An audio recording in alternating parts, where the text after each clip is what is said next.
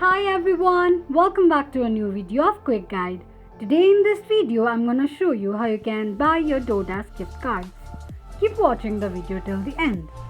You can buy your DoorDash gift card on 4 places. One of them is Target.com. Open your Google search, type in Target.com and make a search. Here, they give you the options where you can buy DoorDash gift cards. Another option is you can go for GameStop.com and make a search for DoorDash gift cards. You can see that the DoorDash gift cards ranges around $25 to $50. Third option will be BestBuy.com. Search for DoorDash gift card in BestBuy.com and you can see the gift card ranges from $25 to $200.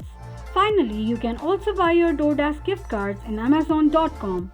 You can deliver it by mailing or you can also email it to the person you want to send.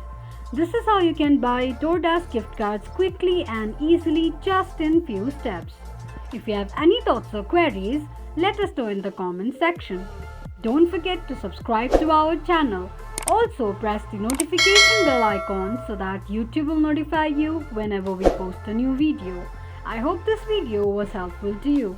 Thank you so much for watching.